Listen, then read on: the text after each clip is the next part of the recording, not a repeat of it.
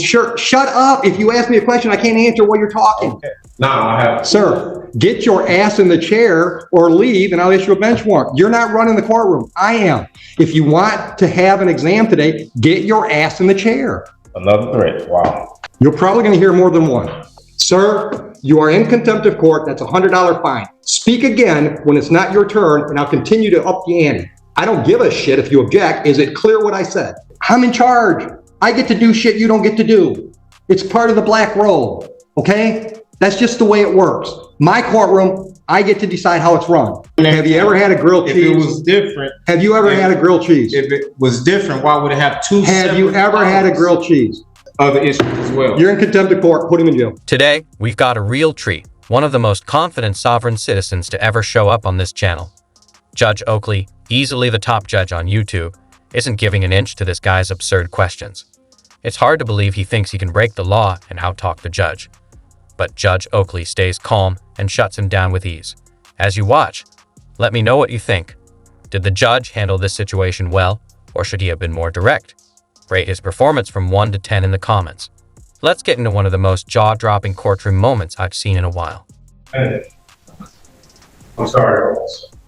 Judge, if I may try to help explain. Try. I'll try. Mr. Michaud is a sovereign citizen. And No, I object. I'm not a sovereign citizen. All right, sir, don't speak. Maybe I'm not phrasing that correctly. Don't speak until I ask you to speak. But there is a difference between Frank Michaud, or I think it is Mr. Michaud's assertion that there is a difference between the natural person, Mr. Frank Michaud, and the sort of legal entity. I don't recognize that. And that's what I've prepared Mr. Michaud for that. Sir, you're a defendant in my courtroom. Either I issue a bench warrant because you haven't appeared, or you come up here and sit in the chair and we proceed. All right, so you're threatening me to... Absolutely, I'm threatening you. Either you're here today or you're not. If you're not here today, a bench warrant will issue. If you're here today, I need you in the chair so we can proceed with the proceeding that's scheduled, which is a preliminary exam. And if I may, I have advised Mr. Michaud that the courts receive objections all the time, or rule objections that are preserved on the record. If he has... He can appeal me. I'll let you build whatever record you want to build, Mr. Michaud. Are we on a record? Yes. Are you on your oath to the Constitution? Hold on, are you picking him up? That's one of the reasons I want you up here, is there's a microphone here. I'll speak loud. Are you picking him up? Yes. Go ahead. Are you honoring your oath to the Constitution today?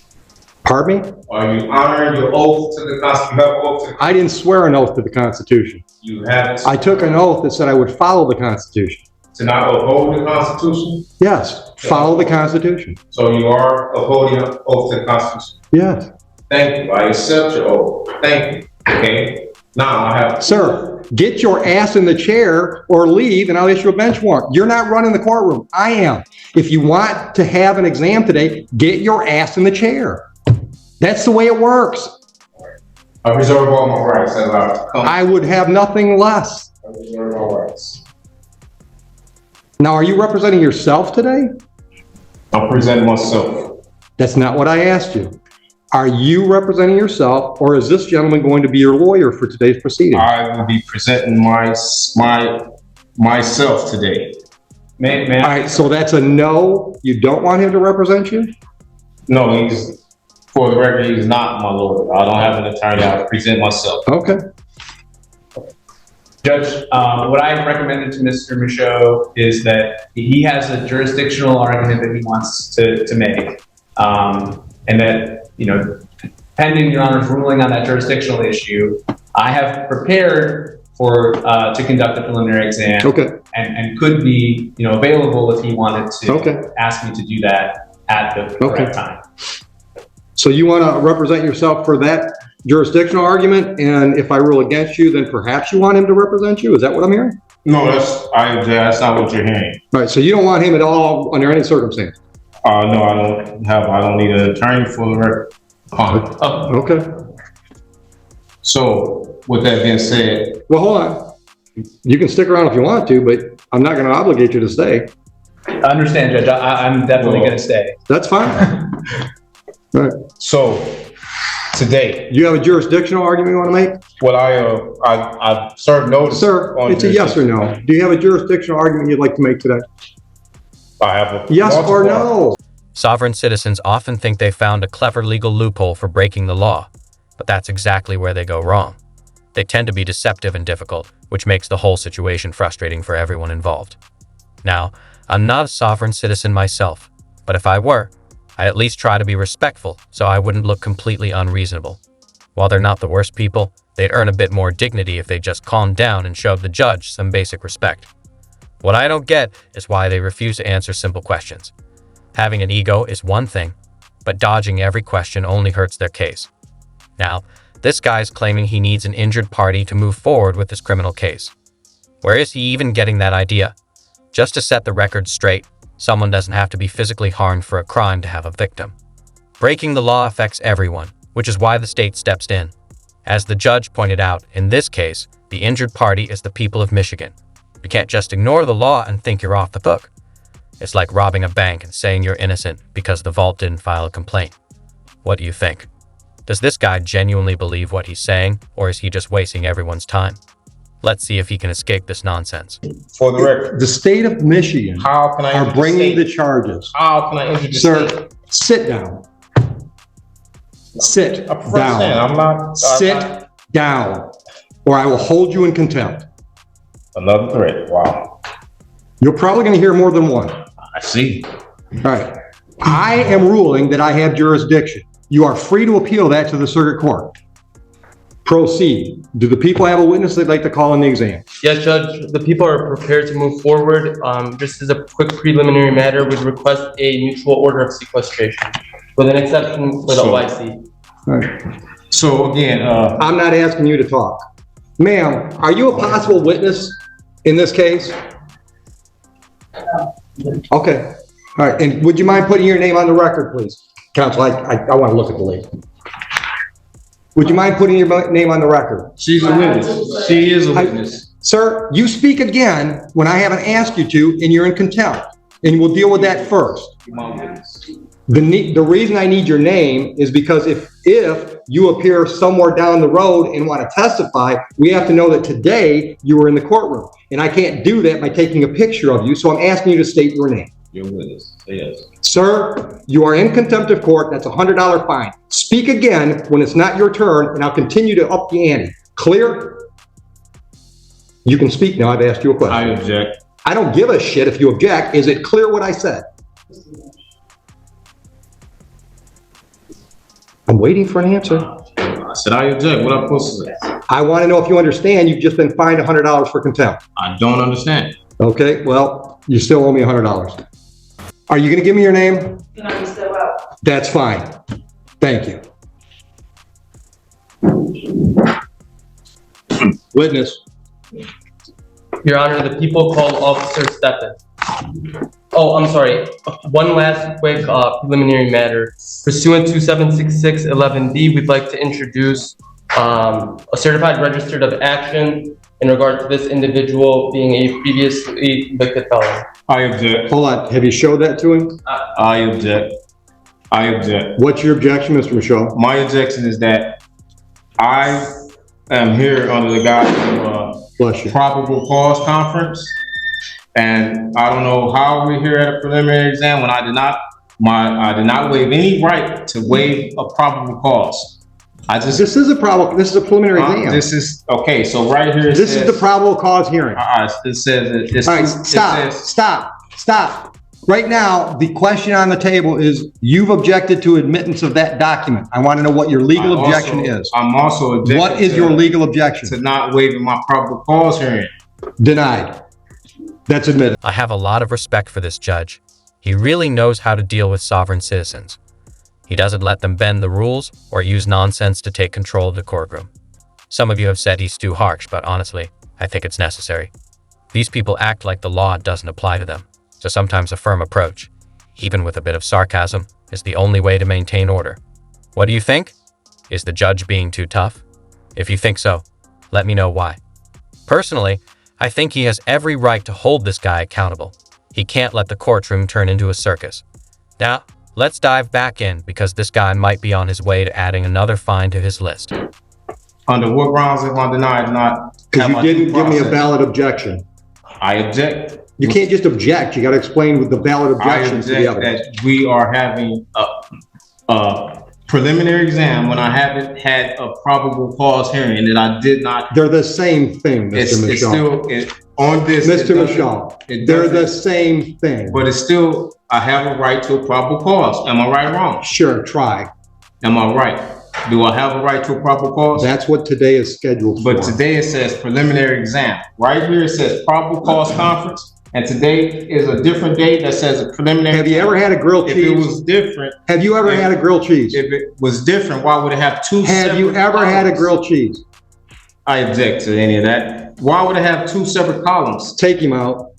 Why would it have two separate columns? I'm not playing this game with him today.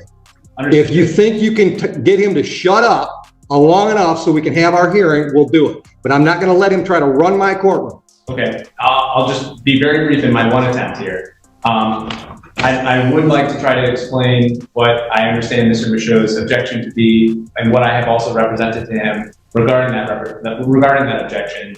Mr. Michaud, I think the court record will reflect, had a probable cause conference first on November 29th and then again on December 20th. I have disclosed, I think I've been very transparent with Mr. Michaud that probable cause conference is a bit of a misleading name because probable cause conference under the court rules does not require that probable cause be established. Right. At the second probable cause conference, Mr. Michaud was caring for a sick relative, so he wasn't able to attend that probable cause conference scheduled December 20th. Which didn't hurt him at all. Right. I represented him on that day, and I asked the court to waive his appearance so that he could remain with his family. Which we did. I understood to be his wishes. I may now understand differently that I misrepresented him in some way, but my goal was just to be able to conduct a probable cause conference where we were going to find out if there was any offer, whether discovery. You don't have to tell me what they are. I know what they are. I know, but I'm just trying to. And I'm trying to explain it to him too, but I'm not going to talk over him. Right. And I'm not going to play that crap today. Right. So if you want me to explain what's scheduled today versus what was scheduled last time, I'm happy to do that. But you got to be quiet while I'm talking. Clear?